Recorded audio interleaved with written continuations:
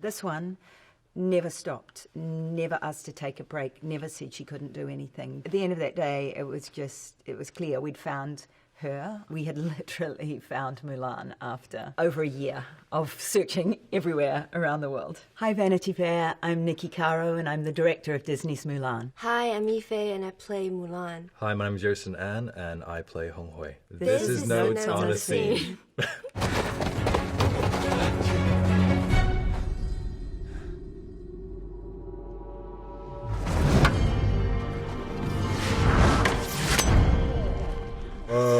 It's like you've never seen the movie.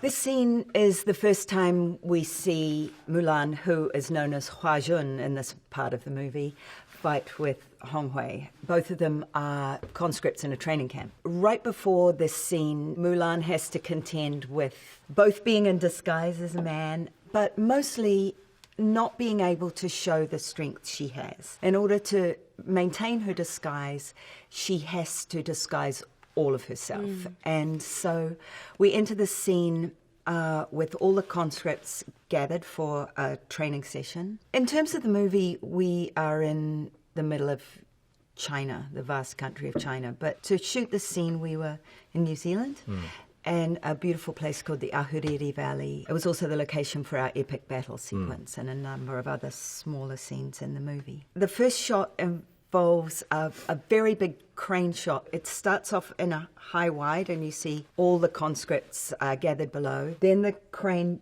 descends and moves along the track really fast, then has to come to a sudden stop and the crane telescopes out into the action and finds these two sparring. Me picking a fight with Mulan. Yeah, you enjoying it very much. All I remember from that shot was the sound of all the guys hanging off the crane, trying to stop it in time to telescope out between. I think we rehearsed this scene for like 3 months. You did a brilliant job in handling it. You too. Oh, thanks. I mean, a sequence like this is a long time in the planning. It gets written first, and then the stunt coordinator comes in and with two stand-ins works out the action, and then he brings it to me, and I work on it as well, editing it, and then we hand over to you guys so that you learn the particular moves. And of course, both of you had stunt doubles in this scene, but you do a lot of your own work as well.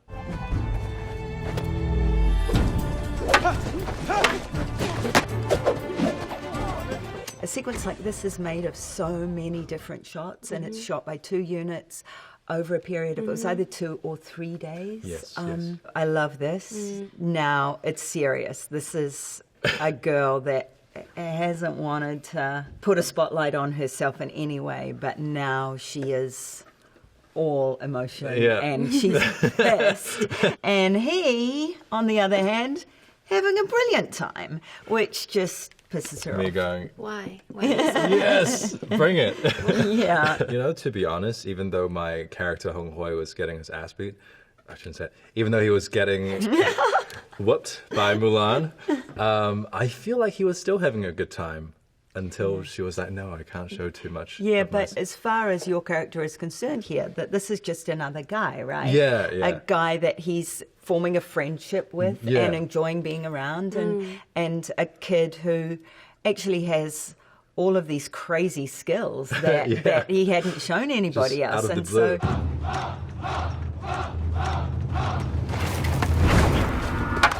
You did that right, Yifei. Yeah. That's actually Yifei's strong balletic background, making it possible for you to put your leg back. Oh, that wasn't that bad because it wasn't all the way. So Right. And it's a kick. You don't have to like stay there. Yeah. And this is where Mulan starts to lose control, but we also see how much control she has over her body. So emotionally, she's losing control, but physically, she's showing everybody what she's got. And you can see I like that reaction. these So guys. These guys. Let's draw a little moustache. No. Oh, cricket. Yeah, I want to draw a little moustache and cricket.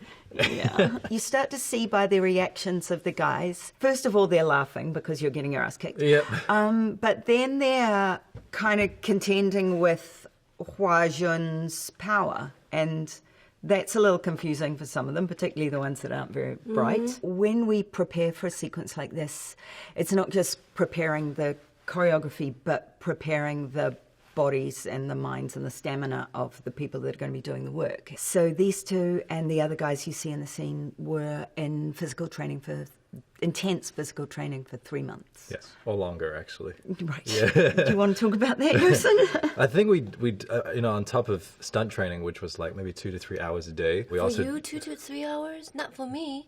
Because you were better than him. Yeah, longer? Oh, you mean? Sorry to interrupt. Please continue. But we went through similar training. We did strength and conditioning on top of that, which actually got us into that warrior spirit. What you see here is really through our training. Yeah, it means you guys can walk onto set and be really well prepared, not just physically and not just with the choreography, but critically, emotionally prepared. They can drop in from the 21st century to ancient China. This is actually a very complicated sequence to shoot because it requires 2 actors, 2 stunt doubles, 3 cameras, pretty much 3 camera positions. So we are looking this way, of course, to Mulan. We're looking this way to Honghui, and we've got the camera kind of traveling very quickly down the track behind these spears, which is this really kind of amazingly graphic and strobe image. And it means it's possible for me to use your stunt double, Yashi, in one of those shots. And that is Yashi on camera. But because we've got the strobing of the spears in the front of the lens, we totally get away with it. When you're scheduling a scene like this, as much as I would have liked to do all of it in the main unit, my schedule only allows me to be shooting the actors, not the stunt people. So it's almost like sort of embroidery, trying to get all the shots correct and have 2 units shooting the same size shots with different performers in the same lighting conditions over 2 days, which is really difficult, as we know in New Zealand, because the weather changes so much. Here we go. Oh, still enjoying yourself, Yosin, but not for too much longer. This is an interesting move because this is where you see male strength, like get that spear in there and just like kick the spear out of her hands. And she's having none of it.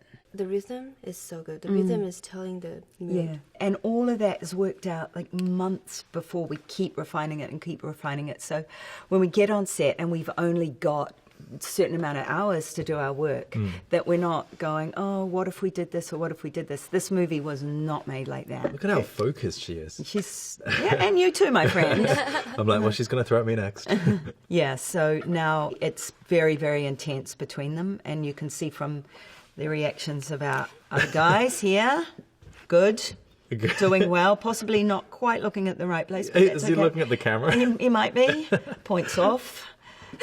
This one, very good. And a lot of those are stunt people. They're our kung fu masters. And then additionally, there are a bunch of extras. In this scene, there was about 100, I think. This movie is very costume-driven. Costume is incredibly important in this part of the movie because we're talking about all the guys coming to training camp and starting to learn how to wear armor. This is your practice armor, right? It's a lot lighter than the actual armor. There's the shoulder piece here. And then there's a chest piece, and then there's also the one that guards the quads, but also... And you've got the wrist guards. This is connected to here, this is connected to here. That's how they wrap it. Yeah. So that at first time it took 40 minutes to put on, but as time passed, it's getting faster, but still like take about half an hour. It takes a while, but it looks really good. Yeah, it looks good. And also you have to remember this. This takes a while too.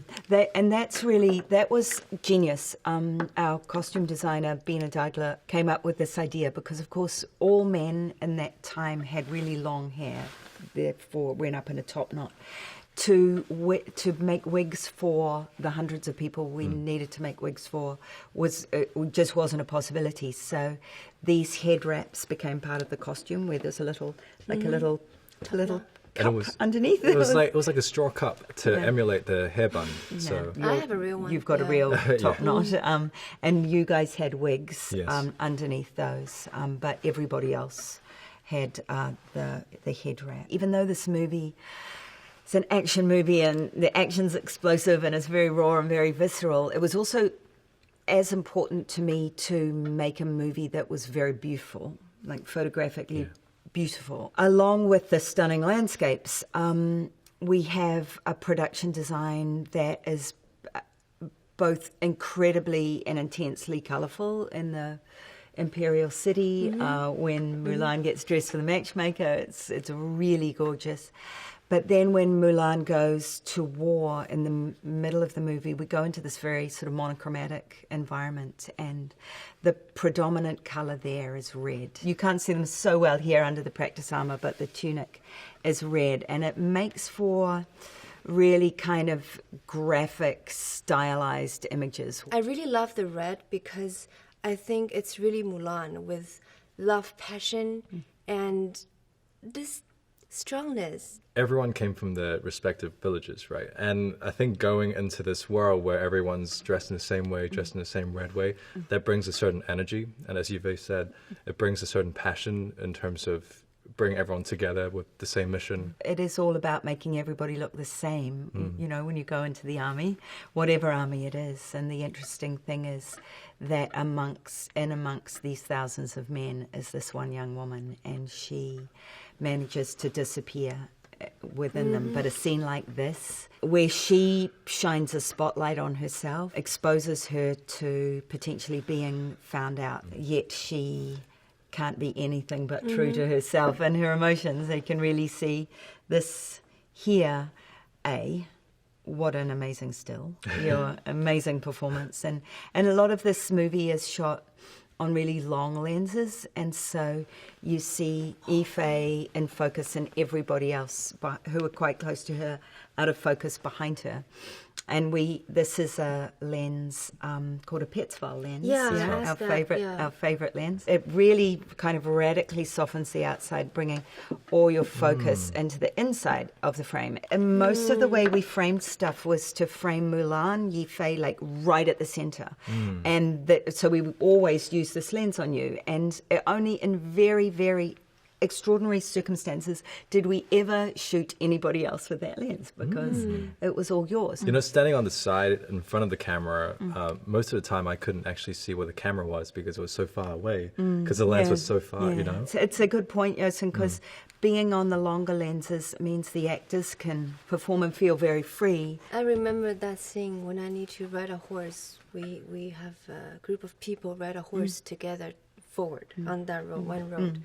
I'm like, there's no camera. No, it's because it was. Are we on a film set? It was a 2800 mil lens. It was about as big as you. I see Jason, you know, crawling, and then I see him eventually. He's like, and then he's, because it's a low, how do you say, low shot, low angle, yeah. And there's there it is. We had two lenses built, one of which, the other special one, a 58mm Gauss lens, which had what you call a chromatic aberration in it, which will distort the shot. So there's almost like little rainbows, little flary rainbows in. And what we were trying to do was express Mulan's chi, her power. And this lens did it for us. So you see how much distortion is here, how much softness here. But the focus is really... Yeah. I think this is the only shot, right, in this sequence that was on a wire. So that she could leap high. Look at that. And then we whip pan back to your startled face. And here you see Mulan as Hua Jun realize what she's done, which is to put a spotlight on herself.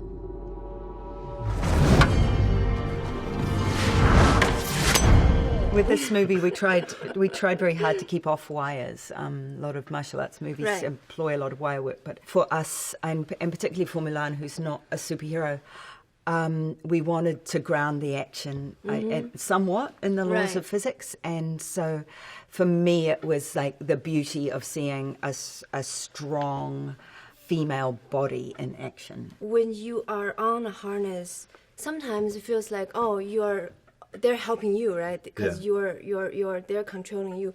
But I feel like my method is I have to just do the exact move. Don't think about the wire, and just to be you. So it's actually a part of your body, actually. So that way I feel like I can control the balance better, and knowing when to land and knowing which direction I'm going. So the wires are up there, right? That's the one where it's wrapped, right? And so then, one wire, and then they wrap it so that you spin. So you basically use this leg and a little pull-off, and then it's that kind of move. Yeah, and all the wire does is just you get some elevation, but the force, the explosive force of the body is coming right through the hips. And you also have ballet, so it meant for me, even though we had an amazing stunt double for Ife, often we would ask for Ife rather than the stunt double, because in her body she has tremendous grace that goes with the strength and incredible extension. Because what she would do sometimes when we went off the choreography was more instinctive and more beautiful. When we practice real martial arts, you're trying to hit that person to take the other person down. But here, I learned that you have to make sure you don't hit the other person at all.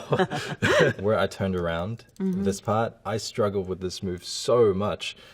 I think I did it, we shot it like 5 times, but I don't know, something like that. I finally got it on 6 take, and everyone clapped, because it was like a big achievement for me to finally get that move.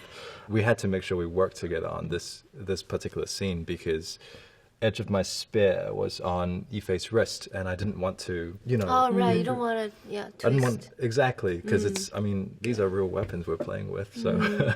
Yeah, they did have rubber tips, so just... Yeah, of course. I guess one of the big surprises, certainly for me, was how easily I came to action sequences. I really love them, and I love everything about them, from the writing of them through the designing of them, and the constant kind of refinement of them in the planning stage. There's a way to shoot them where you just, which is how action sequences are normally shot, which is just with a lot of coverage, just coverage, so you've always got that moment. And then there's the way we approach them. But what Mandy and I were doing with the camera was really explosive. In other sequences, we are kind of turning the camera 180, 360 degrees in the middle of the shot. We're tipping the frame up on its side. We're doing all kinds of joyous and expressive things with the camera that literally came out of the sheer joy of being able to do it and being able to play with these big toys. I had worked for Disney before. I made a movie called McFarland USA, and they knew that I was a stalking fan of Mulan.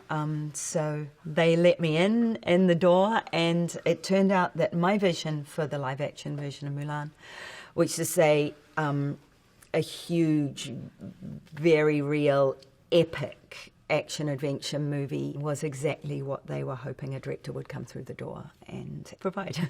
Thanks very much, Vanity Fair. We hope you enjoy Mulan. This has been Notes on a Scene.